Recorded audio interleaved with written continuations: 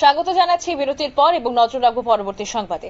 আগরতলা পুর নিগম ৩৯ নম্বর পুর ওয়ার্ডের উদ্যোগে রবিবার ওয়ার্ড অফিসে ২০২৫ সনের মাধ্যমিক এবং উচ্চ মাধ্যমিক পরীক্ষায় সাফল্য অর্জনকারীদের সংবর্ধনা প্রদান করা হয় এবং এই অনুষ্ঠানে উদ্বুদ্ধ হিসেবে উপস্থিত ছিলেন পৌর নিগমের মেয়র দীপক মজুমদার। তাছাড়া উপস্থিত ছিলেন ৩৯ নম্বর ওয়ার্ড কর্পোরেটর অলোক রায় সহ অন্যান্যরা। আজকের এই অনুষ্ঠানে মোট ৫৬ জন কৃতি মাধ্যমিক ও উচ্চ মাধ্যমিক পরীক্ষার্থীকে সংবর্ধনা প্রদান করা হয়। পাশাপাশি পরিবেশ দিবস উপলক্ষে আয়োজিত বসে আঁকো প্রতিযোগিতার ১৫ জন বিজয়ীদের সহ সভাপতি মধ্যে পুরস্কার তুলে দেন অতিথিরা এবং ঠিক সেই জায়গা থেকে মেয়র দীপক মজুমদার কি বলেছেন সকলের উদ্দেশ্যে শোনাবো। ওয়ার্ডের মাননীয় কর্পোরেটর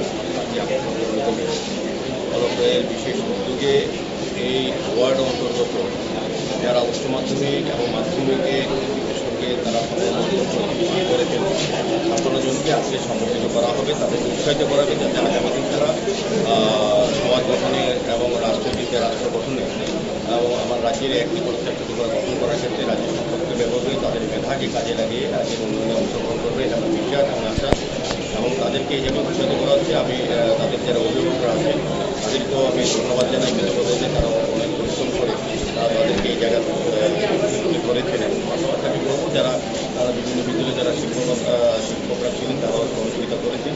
আমাদের প্রত্যাশা থাকবে যেমন পরিবার থেকে পরিবারের সন্তানদের প্রতি একটা ভরসা থাকে যে তারা পড়বেন শিক্ষিত হয়ে তারা পরিবারকে দেখবেন, সমাজকে রক্ষা করবেন।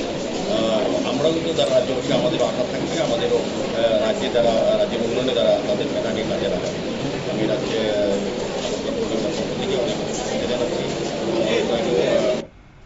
আপনারা শুনলেন মেয়রের বক্তব্য এবং ৩৯ নম্বর পুর ওয়ার্ডের উদ্যোগে আজ ওয়ার্ড অফিসে ২০২৫ সনের মাধ্যমিক এবং উচ্চ মাধ্যমিক পরীক্ষায় সাফল্য অর্জনকারীদের সংবর্ধনা প্রদান করা হয়েছে মূলত এই লক্ষ্য রেখে যে তাদের উজ্জ্বল ভবিষ্যৎ এবং ভবিষ্যতে তারা যেন আরো উৎসাহ পায় সেই জন্যই কিন্তু। এবং পাশাপাশি পরিবেশ দিবস উপলক্ষে যে বসে আঁকো প্রতিযোগিতা হয়েছিল তার যে বিজয়ীরা রয়েছে তাদেরকেও কিন্তু পুরস্কৃত করা হয়েছে আজকের এই অনুষ্ঠানে।